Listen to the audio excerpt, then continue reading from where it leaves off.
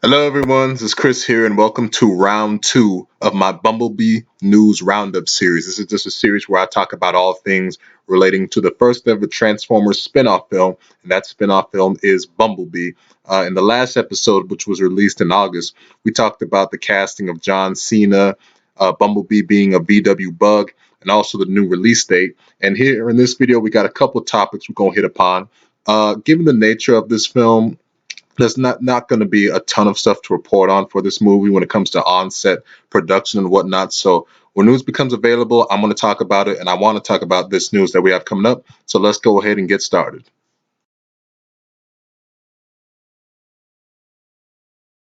So our first bit of news comes from something that happened a few weeks ago. They were doing production in Vallejo, California, and director Travis Knight tweeted an official on-set picture of him and a new vehicle that's going to be in the movie, and that vehicle is going to be a Transformer, specifically a Decepticon, because on the silver little circular bit on the front, you can see a Decepticon emblem, hinting that it is a Decepticon. And hey, that's cool. Really, this is other than Bumblebee, of course, which we have seen on set in his VWB form, bug form. This is our first Transformer that other Transformer we've seen on set.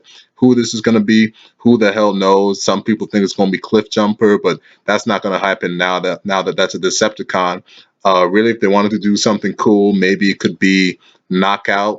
Knockout from Transformers Prime to give him that kind of personality. Anyone who's seen him from that show, that'd be great. So and that's cool that we have our first other Transformer that we've seen, but all of this leads me to say that this has easily been the most boring Transformers film to follow when it comes to production. I mean, really, there has just not been a whole lot to speculate about when it comes to characters and whatnot, just because there really hasn't been any vehicles on set. And it makes me worried how small in scale this movie is actually going to be when it comes to the Transformers.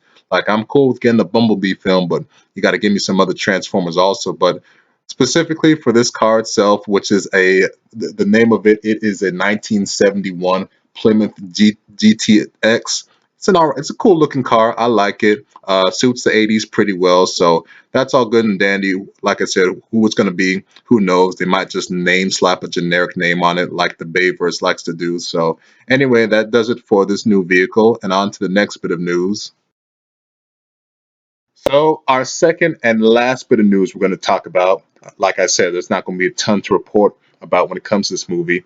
That news comes courtesy of something that was revealed earlier this week via the Cine Movie YouTube channel. They were doing an interview with the voice actor. Oops, I'm sorry, not voice actors, the voice legends who do the voices of Optimus Prime and Megatron, and that is Peter Cullen and Frank Welker. Yes, those two are absolute voice legends. Love those two and love all the work that they've done. But anyways, they were doing an interview about those two and their roles and Transformers in the movies and whatnot. And a question came up to Mr. Cullen about will we hear his voice in the Bumblebee movie? And he said yes. So, that is pretty much a guarantee that it's Optimus Prime is going to be returning in the Bumblebee movie. Now, that's not an official confirmation because, like I said, we don't have the details and whatnot. But I mean, if you get Peter Cullen to be in a Transformers movie, who the hell do you think he's going to be voicing? Unless he's going to be voicing like Ironhide, like he did in G1. But that ain't going to be happening. So yeah, pretty much that means Optimus Prime is going to be in the Bumblebee movie, and it's not something that's totally unexpected. Uh, he Optimus he can be in the movie, but he's definitely not going to play a major role. At least I hope he kind of doesn't. In terms of being a presence throughout the movie, he can be featured here and there. But obviously, with this movie taking place in the 1980s, Optimus Prime, he didn't come to Earth until the events of Transformers 1. So that was like a couple of decades later or something like that. So in terms of the way Optimus can be in the movie, he can be in a flashback on Cybertron, which that would be great to see. I'd love that.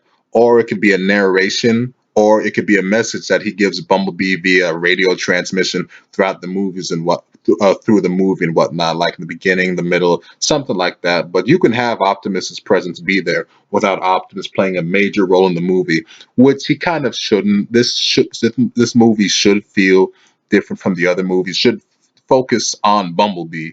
As much as I love Optimus and I love me some Bayverse Prime, it's one of my all-time favorite heroes. But I don't want him to play a major role in this movie, given the nature of what this movie is going to be and the story that this movie is trying to tell. So therefore, as long as his presence is kept to a minimal, I'm fine with the news. It's not something that was really on my radar at all, to be honest with you. I was mainly just focused on Bumblebee and some potential other characters that might be in the movie. And I never thought of, I wonder what Optimus's role is going to be in this movie. But him being in the movie, that's cool. But like I said, keep the presence to a minimal.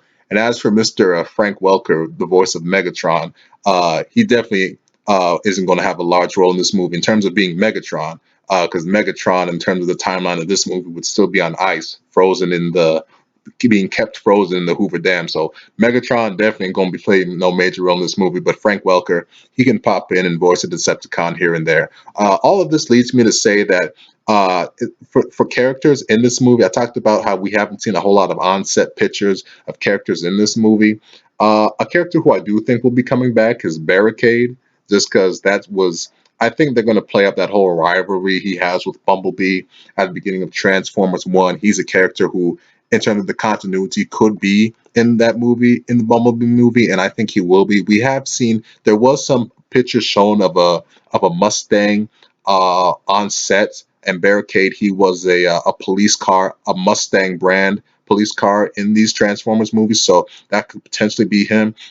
But a couple of characters who I think it would be a huge opportunity not to see in this movie are Starscream and Soundwave. To me, it would be a huge missed opportunity if we don't see those two in this movie. Now, in terms of the Transformers continuity, those two could be in this movie. Soundwave, as revealed in Dark of the Moon, was on Earth during the whole beginning of NASA and whatnot, and doing dealings about keeping the secrets of the dark side of the moon, the arc, hidden with Dylan's father and whatnot. So Soundwave, he can definitely be there.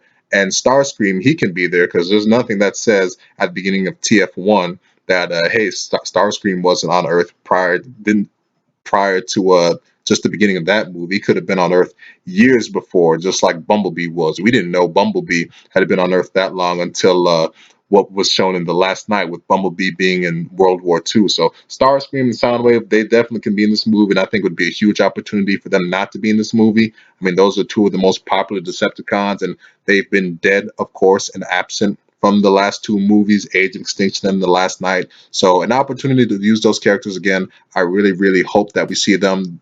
Of course, given the smaller scale of this movie, they wouldn't play a huge role, but if they could have their presence here and there, I think that would be really awesome. I really want to see those two again, especially Starscream. I love me some Bayverse Starscream. I want to see him again.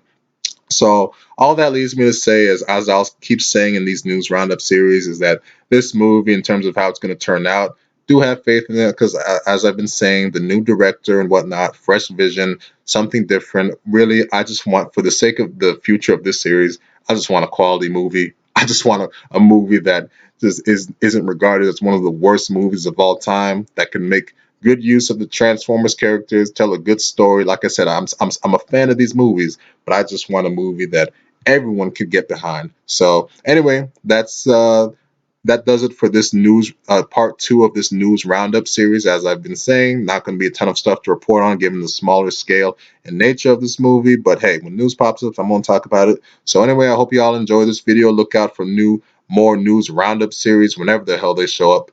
And I will see y'all around with another video.